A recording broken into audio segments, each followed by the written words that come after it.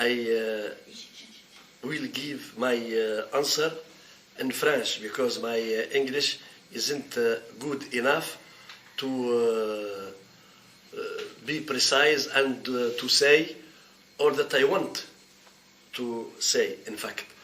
Then I will give the answers in French, but if you want, I can send you by mail, rightly, a translation of all that I will say now. Thank you. Then the first question is about Mohamed Bouazizi and how his death affected Tunisia. Mohamed Bouazizi, paix à son âme, n'est pas la première victime de la révolution tunisienne. Parce qu'il faut quand même préciser que la révolution, entre guillemets, tunisienne, est le fruit d'un processus de manifestations, d'émeutes, de grèves qui ont été déclenchées dans le sud, et essentiellement le sud-ouest tunisien, la région de Gafsa, le bassin minier de la Tunisie, où on exploite le phosphate. Donc dans cette région, depuis 2007, les diplômés et chômeurs ont entamé beaucoup de manifestations qui ont été sévèrement réprimées. Il y a eu des tirs par balles de la part de la police, il y a eu des jugements, disons, abusifs, beaucoup de prisonniers parmi les syndicalistes, parmi les familles des manifestants, les manifestants eux-mêmes. Bref, toute la région a été mise sous la ceinture policière. C'était vraiment très opprimant. Donc, Bouazizi, c'est à la suite de ce processus, c'était un vendeur ambulant. Il n'avait pas de diplôme supérieur comme certains médias ont laissé croire à l'époque. Vous savez, lorsque ces manifestations ont atteint un certain point, les médias et essentiellement les réseaux sociaux avaient besoin d'une icône. Donc, ils ont trouvé en Mohamed Bouazizi une expression très significative, il est vrai. C'est quelqu'un qui s'est donné la mort, il s'est immolé par le feu.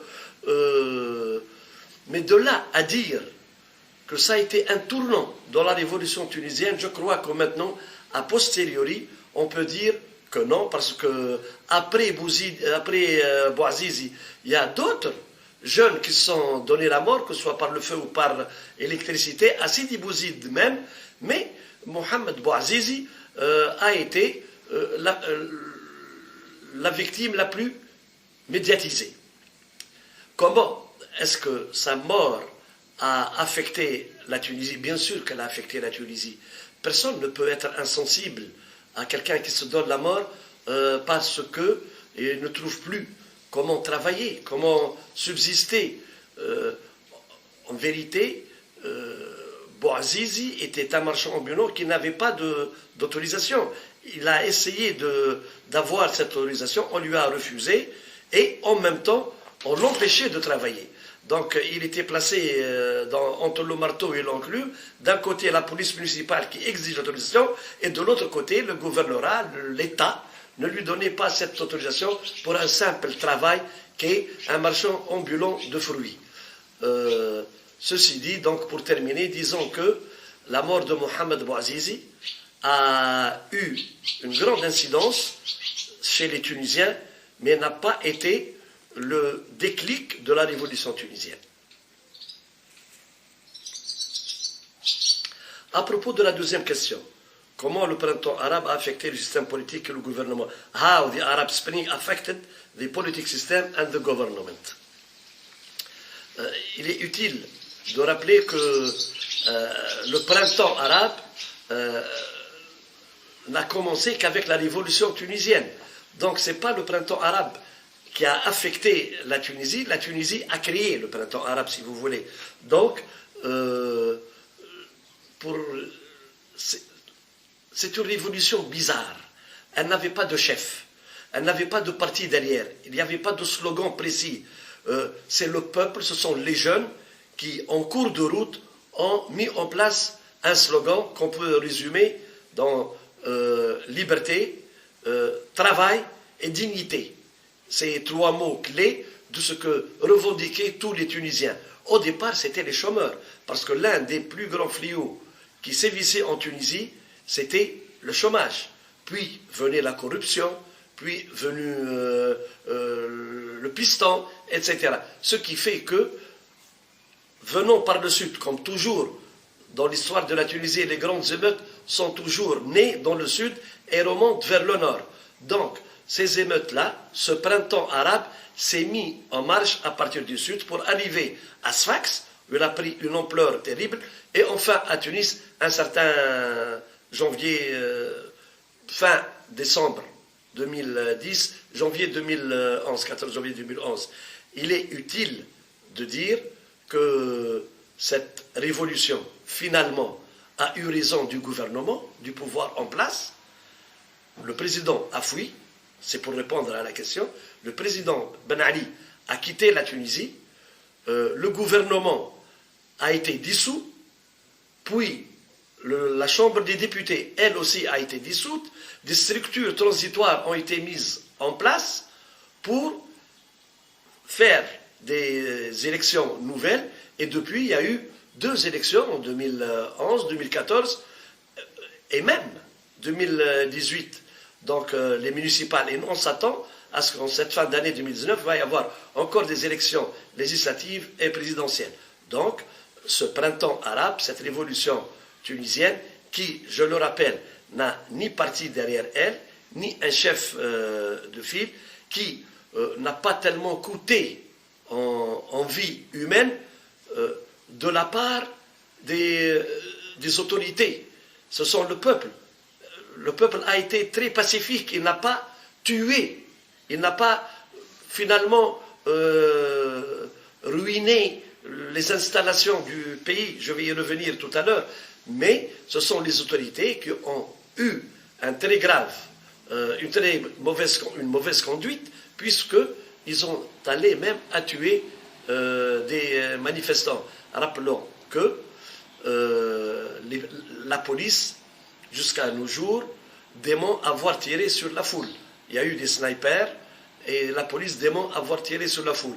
Mais il a été prouvé que, avant la mort de Bouazizi, pour les manifestations du bassin minier, la police a bel et bien tué des manifestants.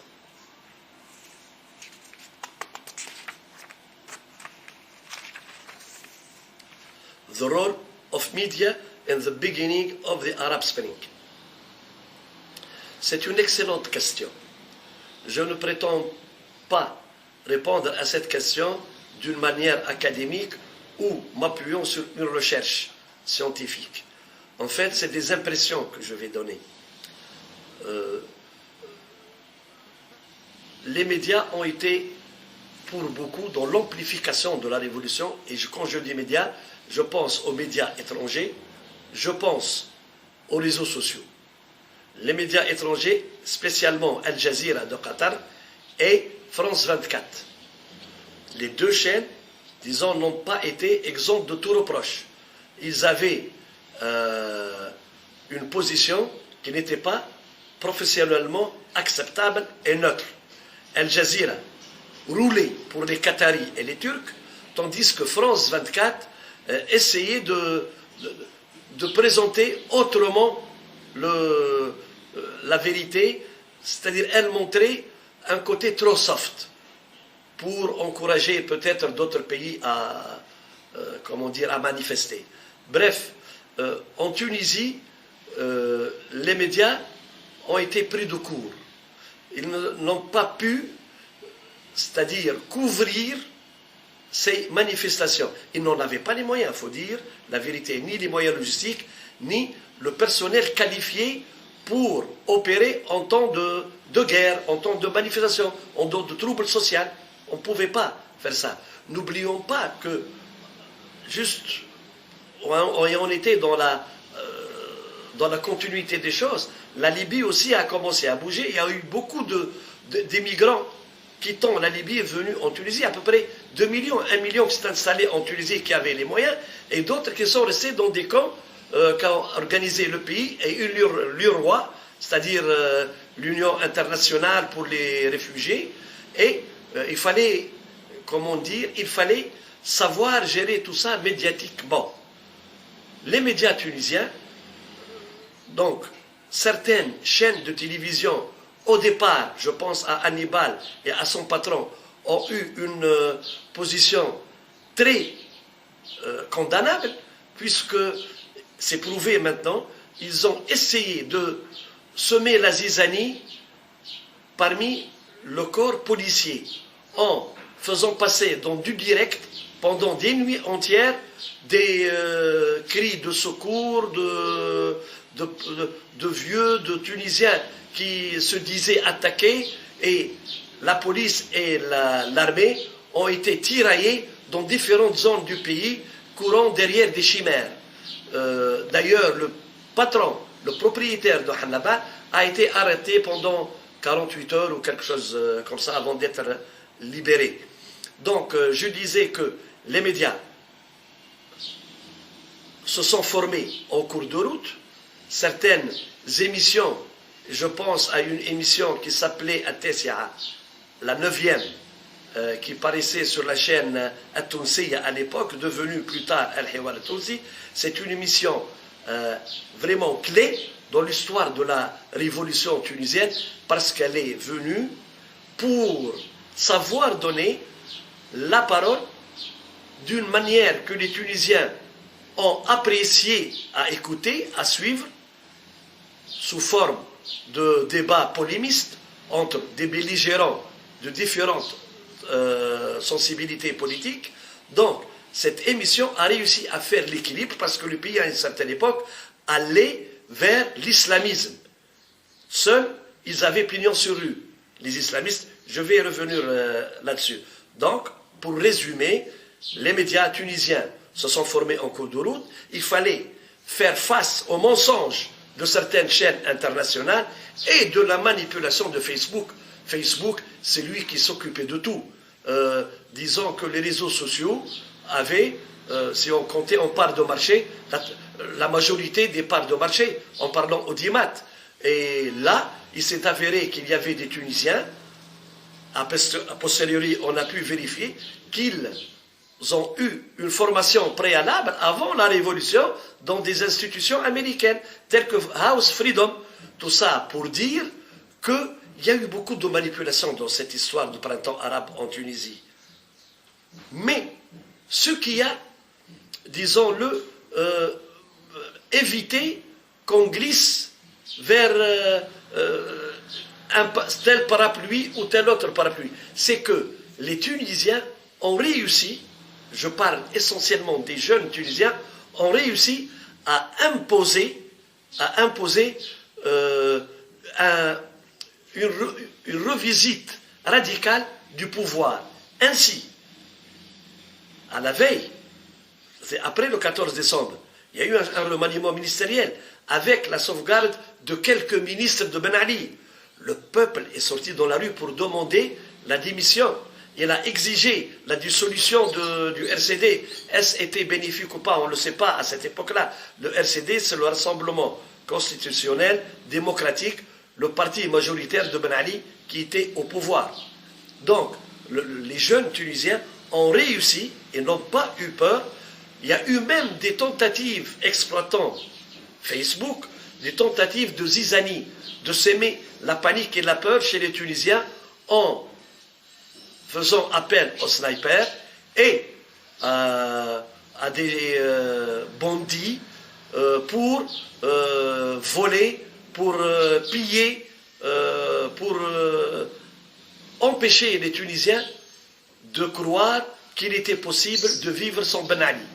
Là, les jeunes Tunisiens se sont constitués en groupe de sauvegarde et ont protégé leur quartier, ont protégé même certaines institutions et certains établissements. N'oublions pas que même des postes de police ont été attaqués. Et ce qu'il faut aussi retenir en parlant médias, c'est que grâce à Facebook, certaines images très fortes ont pu souder la volonté des Tunisiens à vraiment réussir leur printemps arabe. Je vais donner deux photos. Vous savez, il y a eu une pénurie des denrées alimentaires essentielles à cause de ce banditisme et de ce pillage. Et on a vu des photos sur Facebook où des vendeurs ambulants, comme Bouazizi, présentant quelques piments, quelques tomates, quelques oignons, et avec un petit écriteau, celui, le pauvre, qui ne possède rien, peut venir se servir gratuitement.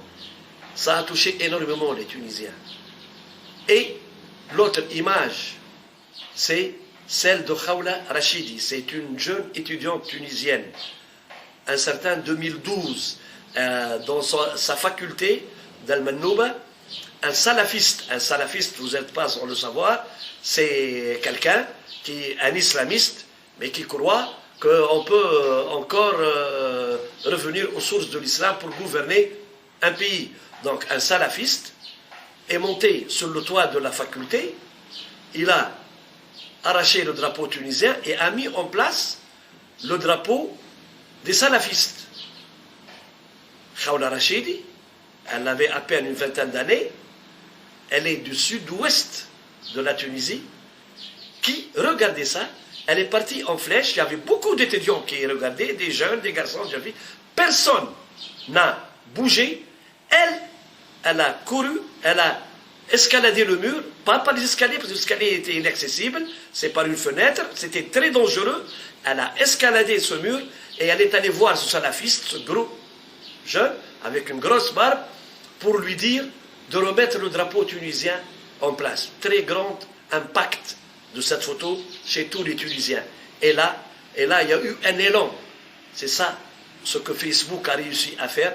Un élan, beaucoup d'autres photos ont pollué, ont loyé le réseau Facebook et Twitter avec des jeunes retrouvant l'amour de servir leur pays, qui, nettoyant les rues, parce que les services de la mairie ne fonctionnaient plus, qui, peignant la chaussée, qui, assurant la circulation près des écoles, etc. Donc, ça, c'est les médias et Facebook qui ont réussi, d'un côté, comme ils ont essayé de couler cette révolution, ce printemps arabe, mais quand même, ils ont servi à amplifier le côté positif de cette révolution tunisienne. Donc, la question suivante. Tunisia and the rest of the countries involved in the Arab Spring.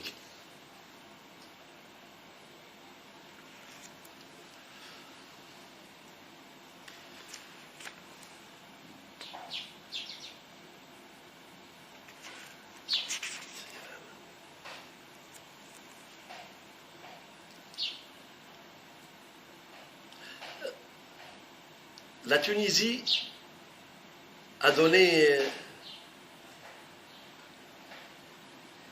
beaucoup d'espoir aux jeunes arabes.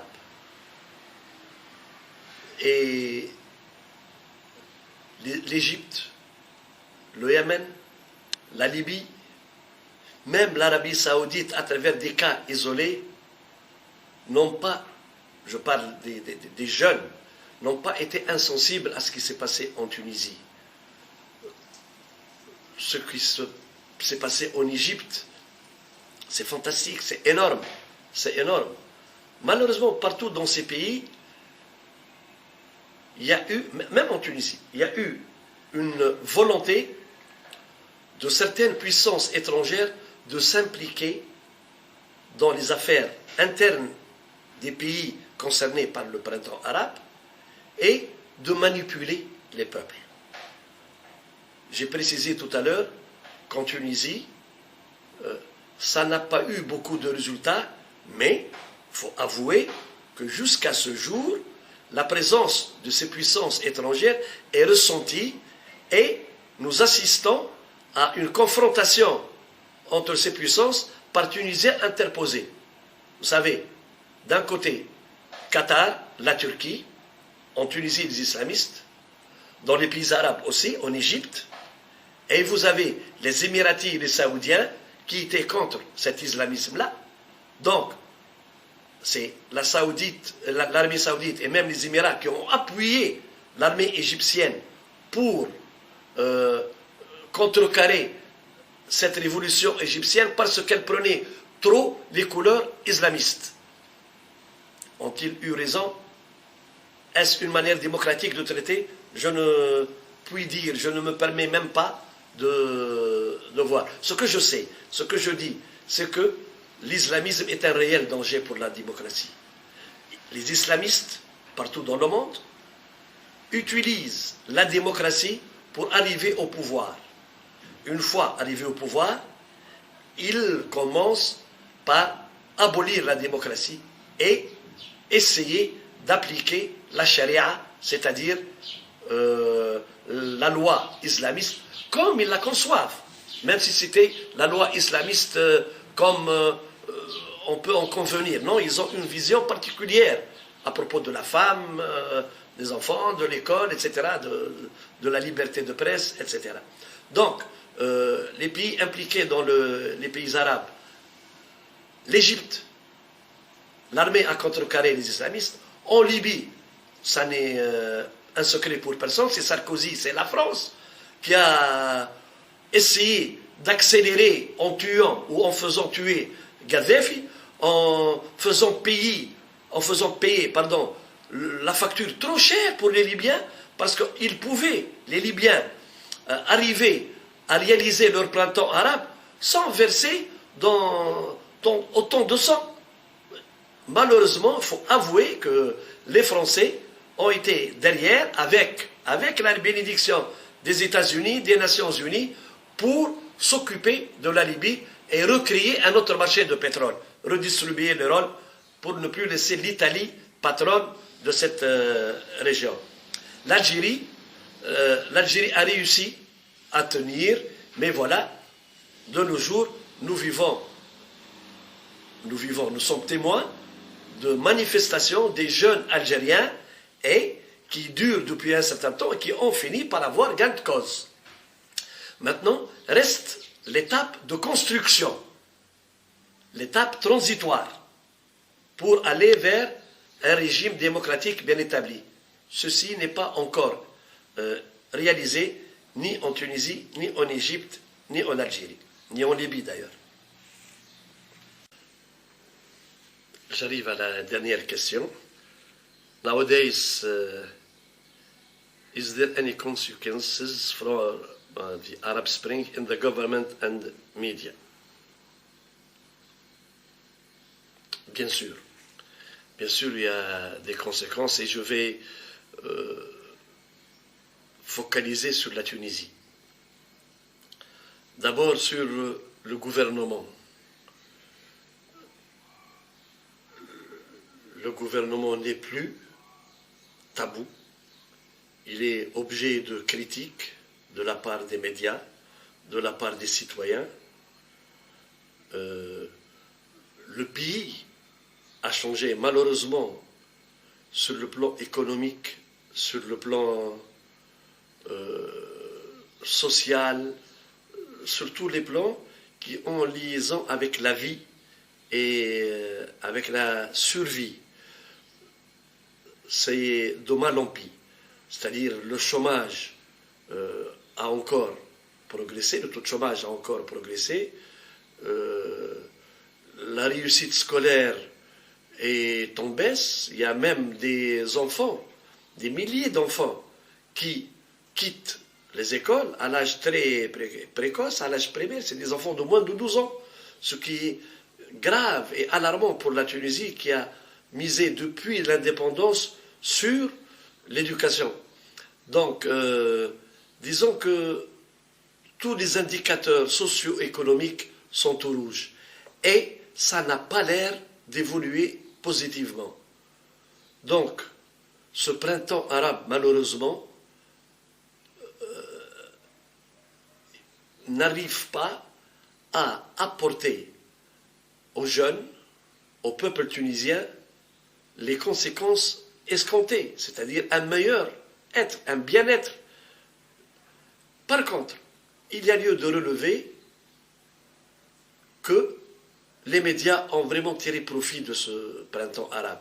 C'est-à-dire la liberté d'expression est maintenant sacro-sainte en Tunisie. Personne n'osera y toucher. Les médias, que ce soit les médias classiques, je pense aux journaux, je pense aux radios, mais aussi aux télés et aux sites électroniques et aux réseaux sociaux. Une liberté quasiment totale. Il n'y a que la déontologie chez les journalistes, les lignes éditoriales. Ce sont pratiquement les points, c'est uniques points qui régissent cette liberté-là. Fini le code de la presse qui était trop répressif. Et il y a un autre aspect qui a vraiment modifié, qui a tiré bénéfice de ce printemps arabe, c'est la condition féminine. Personne ne peut nier que finalement, c'est la femme tunisienne qui a pesé le plus dans cette révolution et dans cette post-révolution. Parce que beaucoup de partis ont essayé de cadenasser, de s'approprier cette révolution. Je pense essentiellement aux partis islamistes. Et c'est la femme tunisienne qui qui est sortie dans les rues, qui a occupé les tribunes et qui s'est battue. Qui s'est battue en tant que mère, qui s'est battue en tant qu'épouse, en tant que sœur, qui s'est battue en tant que femme, tout simplement, et a réussi à avoir gain de cause. Beaucoup de pièges ont pu être évités grâce à la femme tunisienne. Je pense que l'élite tunisienne, essentiellement la classe politique, n'a pas su être au rendez-vous. Ou peut-être, elle n'avait pas le niveau ni la compétence de gérer le pays post-révolution. C'est une élite qui a été parfois combinarde, parfois légaliste, qui n'a pas tourné le dos à la corruption d'une manière radicale, qui est allé chercher, disons, l'assistance chez les ambassades des pays étrangers, etc. Ce qui fait que les Tunisiens, même s'ils ont voté la première fois pour les islamistes, c'était parce qu'ils se disaient, dans leur grande majorité, je ne parle pas des partisans islamistes, ça c'est un électeur acquis, je parle des autres, qui pensaient bêtement que ces gens-là avaient peur du bon Dieu, qu'ils respectaient la charia, c'est-à-dire la réglementation islamiste, le Coran, etc., que tous poussaient à aimer son prochain, à faire du bien, etc. Malheureusement, tout s'est avéré faux, et c'était des politiciens qui ne cherchaient que le pouvoir, et encore avec un programme qui allait faire tomber la Tunisie dans au moins 14 siècles derrière. Tandis que les autres partis qui sont venus après la Révolution, après les premières élections, ils n'ont fait que mettre la main dans la main avec la Nahda, qui est le parti islamiste, pour pouvoir gouverner. Et le résultat ne s'est pas fait attendre, ils n'ont pas pu gouverner, ils n'ont pu rien appliquer, et ils n'ont cherché qu'à rester au pouvoir. La classe moyenne, économiquement parlant, a disparu. Il y a des pauvres, de plus en plus de pauvres, et des super riches. Voilà. C'est malheureusement, en 2019, les conclusions amères de cette révolution tunisienne, mais, parce qu'il y a toujours un mais, nous pensons que on a quand même réussi à avoir la liberté d'expression. Cette liberté tout court, ça n'est pas un acquis modeste, c'est un grand acquis, et nous pensons que tôt ou tard, une élite nouvelle émergera et se mettra sérieusement au travail pour le bonheur des Tunisiens et de la Tunisie. Merci.